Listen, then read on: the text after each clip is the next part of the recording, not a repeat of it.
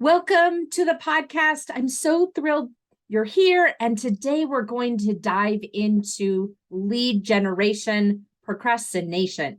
This is something that is such a trend that I see both with consulting business owner clients who come to me wanting help with bringing their business to the next level, as well as just generally in the industry. I think this is such a challenge that so many of us face because we're trying to balance running our business with working in our business with working on our business. And quite frankly, lead generation is probably not your favorite thing to do, nor something you're necessarily comfortable with, right? And so as a result, that procrastination comes into play. And on top of the procrastination, I mean, it's really a twofold problem here. First, you procrastinate, and so then you're not getting the results or that consistency in your business development pipeline. And number two, you end up judging yourself and criticizing yourself, and that inner critic comes out so commonly. And then it makes the problem even worse, right? You're having a problem and then you're layering on top of it, criticizing yourself for having the problem. And it's horrible. It's horrible. So let's fix it today. All right. So today we're going to focus on three things as it relates to lead generation procrastination. First, I'm going to tell you what the red herrings are. So there's three red herrings that we think are the reason why we are procrastinating, and they're not actually the reason. So I just want to get that out of the way. And then we're going to talk about the 5 most common root causes of procrastination. So if it isn't those red herrings, what is actually causing your procrastination? I'm going to give you a lot of examples so you can really identify for yourself what you might be suffering from here. And then finally, we'll end up with, I'll share with you a 3-part lead generation procrastination remedy that you can implement for yourself. Now, listen, you might know very well that you're procrastinating. And so this all, you're right on track with me here. You're tracking. You might think I'm not necessarily procrastinating. I just don't have enough time for business development. And that's really a red hair. That's the first red herring. I don't have enough time. That is not a real problem. You're running a business. You need to find the time. You need to make the time. This is important. Otherwise, you don't have a business, right? So saying I don't have enough time is not a root cause of procrastination. That's an excuse. Similarly, you might be saying to yourself, well, I don't really need to work on lead generation right now because I'm got, a client that I'm working on, or my slate of consulting clients is full at the moment. So it's not necessary. That also is not a valid reason to be procrastinating or deferring lead generation. You might kind of ramp down the level of activity, but completely ignoring it because you're on a work, you're fully utilized at the moment is a recipe for disaster, right? So that's not a valid reason to procrastinate or defer lead generation. And then finally, another couple of red herrings are, I just need to get, as soon as I'm organized better, I will then be able to do my lead generation. I can tell you from personal experience, having implemented every sexy software out there almost, Salesforce, Pipedrive, you name it, creating some amazing process in a piece of software does not make you consistent at lead generation. It just delays the inevitable pain that we're trying to avoid, right? So telling yourself you need to get organized is not a valid reason why you're not a valid thing to solve in order to solve your procrastination. I'll say it that way. Let me just tell you how to get organized. Open an Excel spreadsheet and put some columns on it, and now you're ready to go. Like now that problem is solved. This is not why you're procrastinating, that you don't have like a really good system in place. The other reason why some people say they're if I just figured out the best way to generate these leads, then I wouldn't need to procrastinate anymore, or then I wouldn't procrastinate anymore. That is also a red herring. First of all, there's no best way. There's a lot of very effective ways. So picking one that works for you is the best way. And then moving forward, that's the best way, versus researching and watching webinars and listening to podcasts even. Those are all just ways to stay in your comfort zone and you feel like you're learning and becoming an expert, when in fact you're just deferring the actual work that will create results for you. So these are the red herrings. These are not the causes of you not being able to be consistent with your lead generation. It has nothing to do with time or your system or figuring out the best way or your level of knowledge.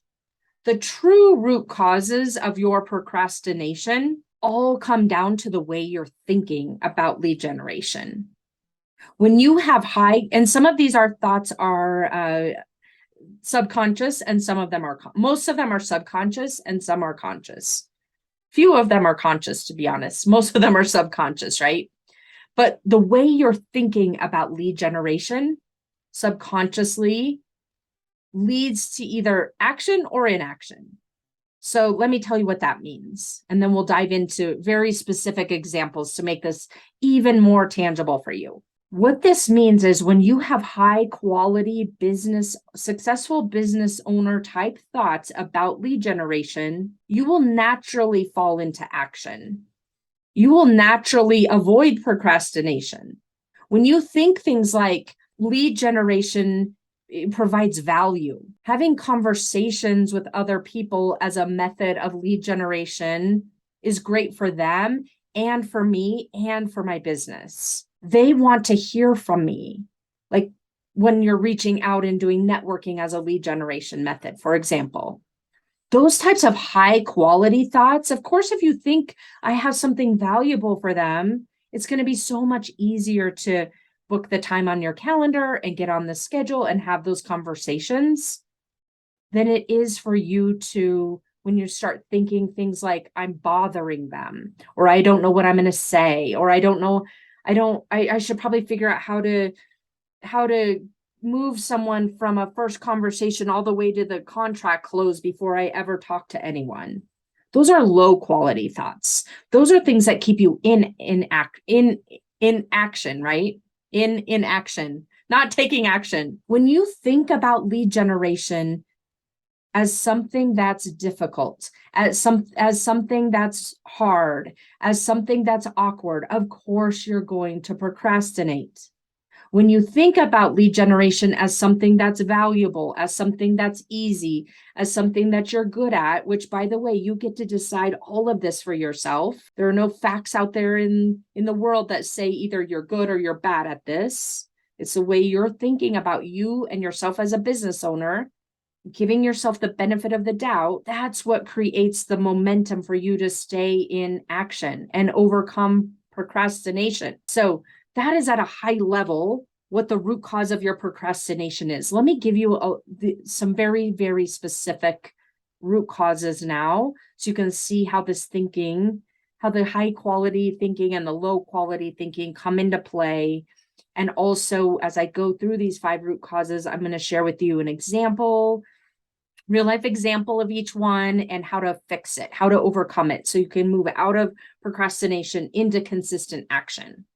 So let's start with number 1. Root cause number 1 of your lead generation procrastination is what is called in the world, I didn't make this up.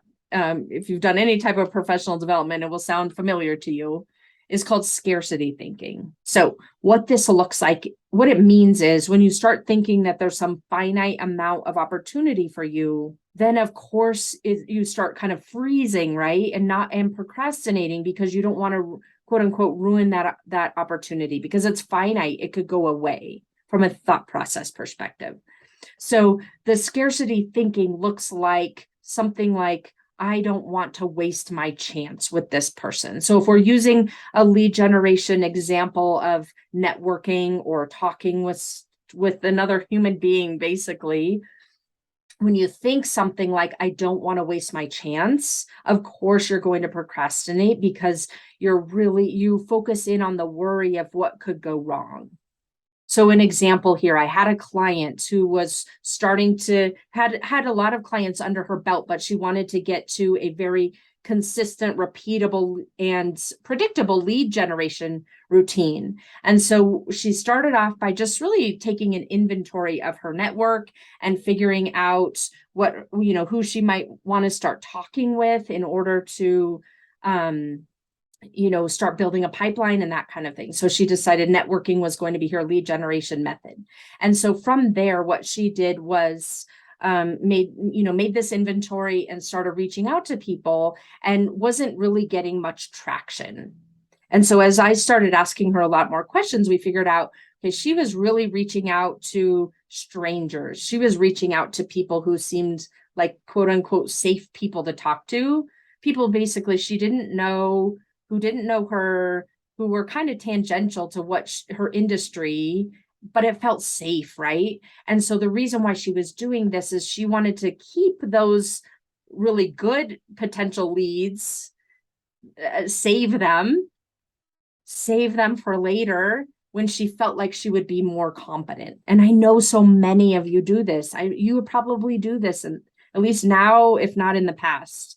If at least in the past, if not now, right? So you're just like saving this thing, saving it for a rainy day, hoping that you'll be, use it when you're really good at lead generation. And so as we started working on this together, we realized that she was in such a scarcity mindset. So the awareness for her, first and foremost, was so important to see how she was doing this. And then we put it into perspective for her.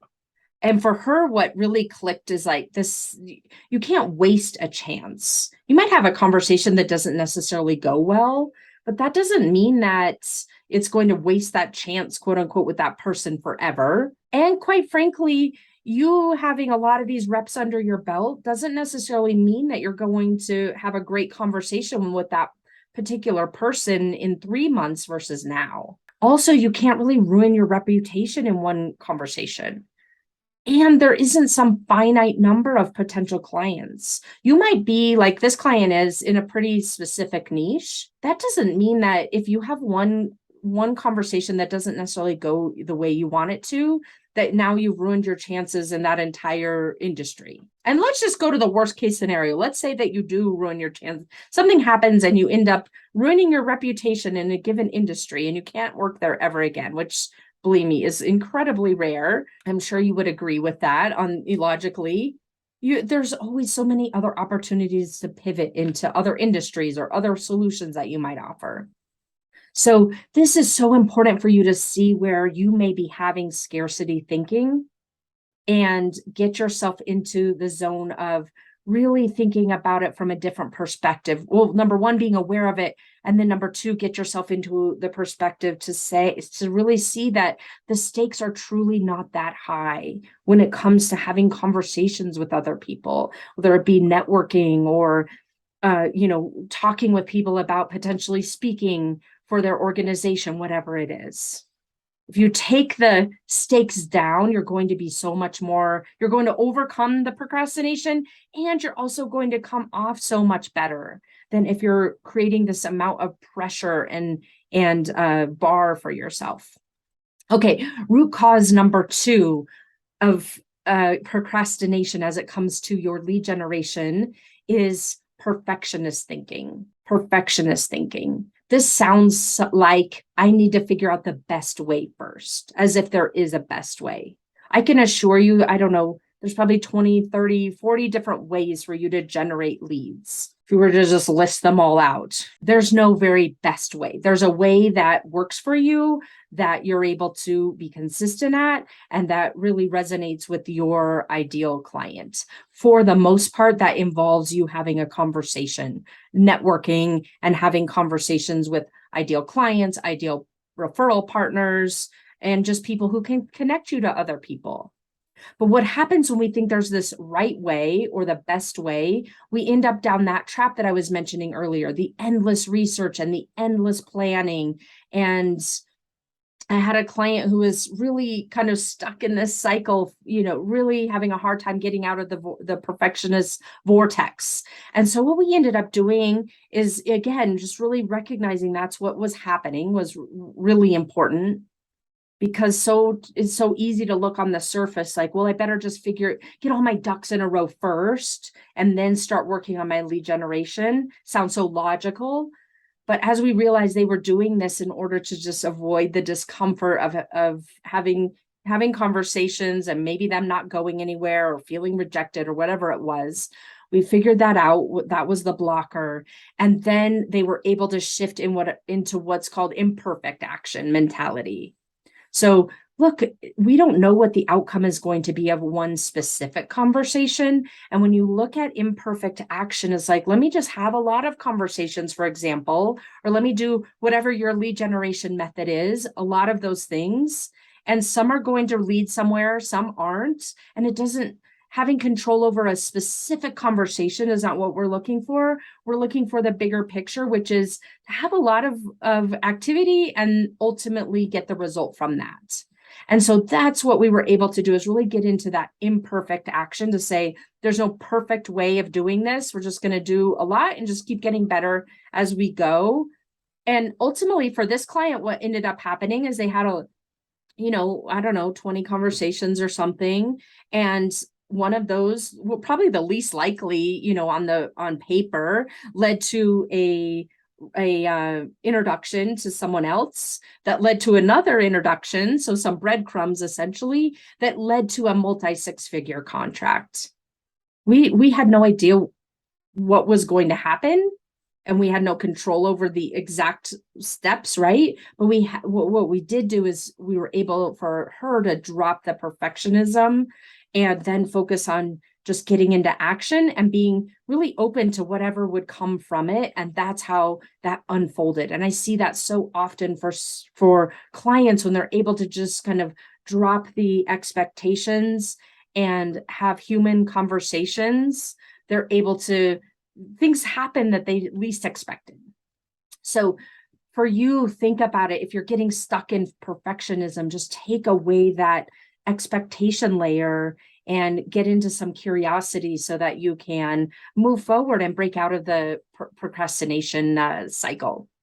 Okay, root cause number 3, making it about you. Making it about you. I get why you might make it about you. We all do this because we're ultimately selling our services and we are the one who delivers it. It isn't about you. So for example, if you're doing some networking as a lead generation method, a lot of times what happens are thoughts like, I don't want to be needy. I don't want to come across as needy.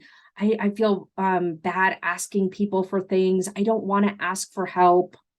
Does that sound familiar? And so then another one that I hear from clients is, I don't want them to think I can't run my business on my own. Like I need someone else to help me do it. That's not what we're doing here. This isn't about you. This is about you having conversations, you having interactions with other people in order to get to know them, to make a connection with them, to have a conversation with them, to understand what their challenges are, and then to offer something of value to them, something of value. It might be your services. It might be a recommendation or a next step of some sort or an introduction for them. You're not going in there with the perspective of, I'm going to turn this person I'm talking to into a client. You're going into this conversation or this interaction from a lead generation mindset. Say, I'm just really curious to find out what they might need and how I might help them. It turns it into about them versus about you. And that can take away the obstacle or the barrier and the procrastination that comes with it in such a simplistic way. So for you, think about, are you getting in your own way because you're making this about you? And then reframe it into, how do I make this about them, and being curious and quite frankly, just treating it like a consultative conversation so you can find ways to help them. And naturally from that, the leads occur. All right. Root cause number 4, not giving them credit, So this sounds like, I don't want to waste their time, or this won't be a benefit for them. It's just for me. When you're thinking about interacting with other people for lead generation, so often we kind of make decisions on their behalf about what's important to them. Oh, I know they're really busy. I don't want to, I don't want to impose. Why are you making decisions on their behalf? They're an adult. Let them make their own decisions. I had a client who, story on this one for you. I had a client who told me, look, Melissa, I have exhausted my warm network, everyone I know. I don't want to go back to them and waste their time.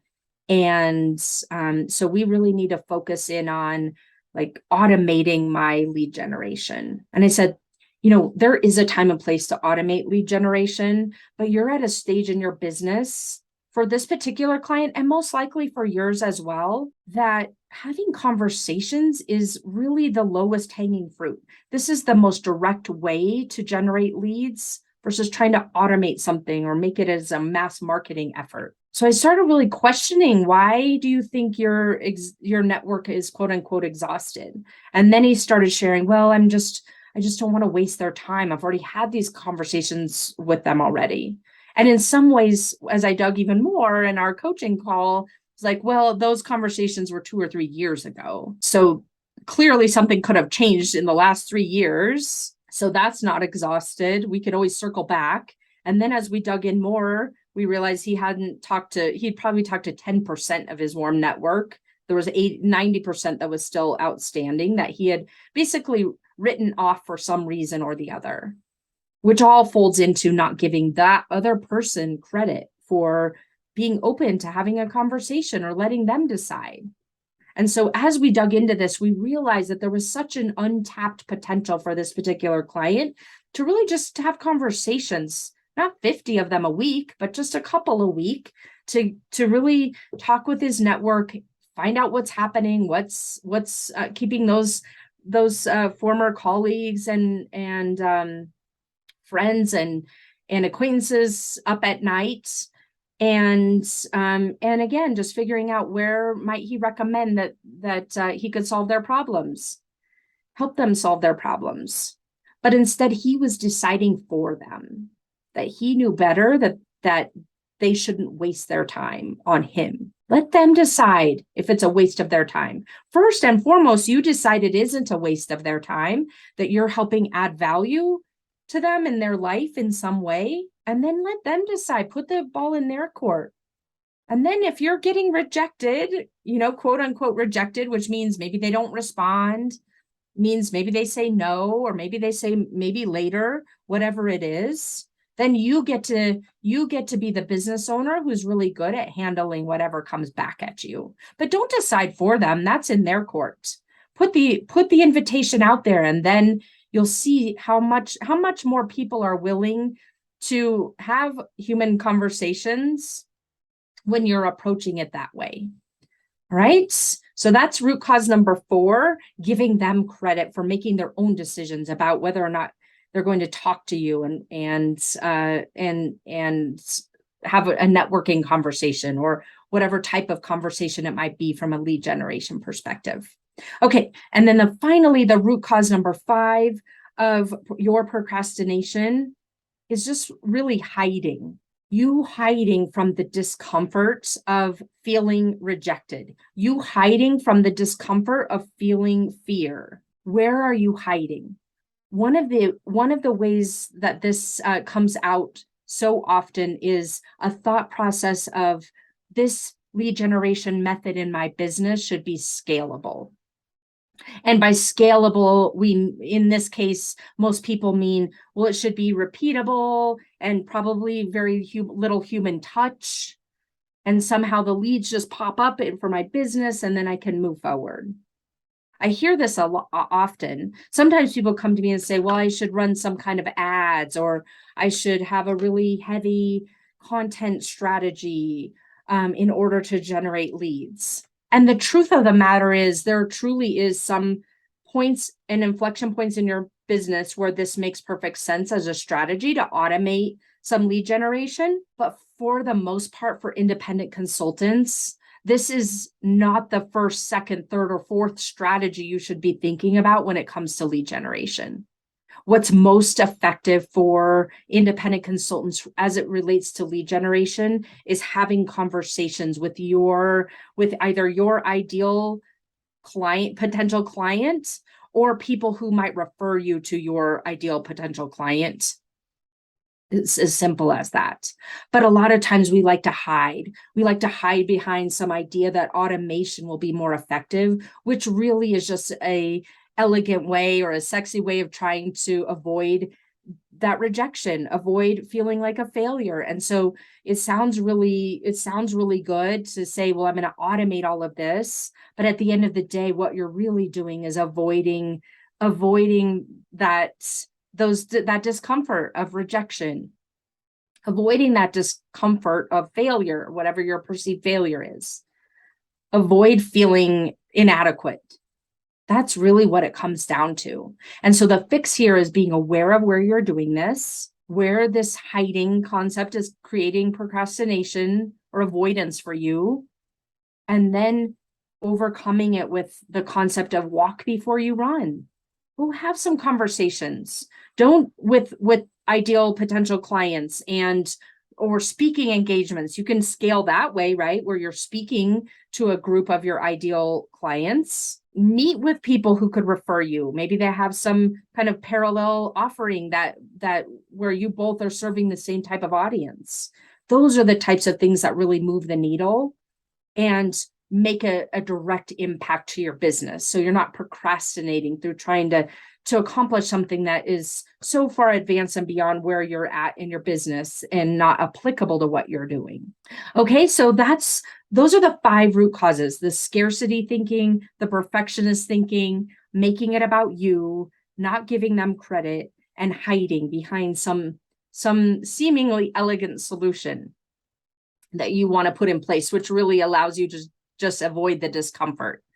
So with that, let's talk about that procrastination remedy that I told you I would give you. The procrastination remedy, so to overcome the procrastination in your lead generation process, there are three things here. The first is create a practice for yourself to consistently strengthen your business owner mentality. So you're constantly redirecting your thinking into those higher quality thoughts that I shared with you versus the lower quality thoughts. So you can just look at it in kind of 3 buckets. What are your thoughts about yourself as it relates to lead generation?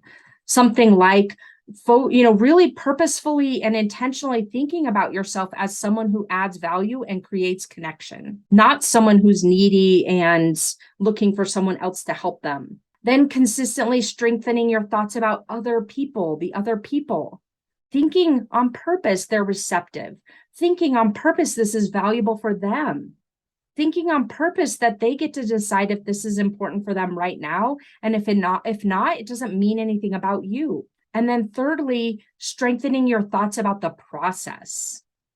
Really thinking about conversations in general will lead me to opportunity, and I don't have to control the outcome of any given conversation in order to be successful. There are thinking about the process in the sense of abundance, right? That there's so many opportunities out there. I could never ruin something by having one-off conversation. So that's step 1, strengthen your business owner mentality.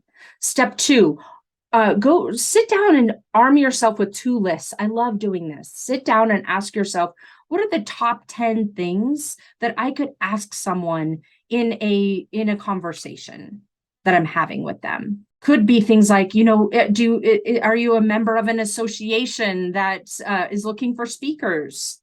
It could be, is there someone in your organization who's having this challenge? Would you introduce them to me? Whatever it is, just think about what could those 10 possible things be that you might ask someone.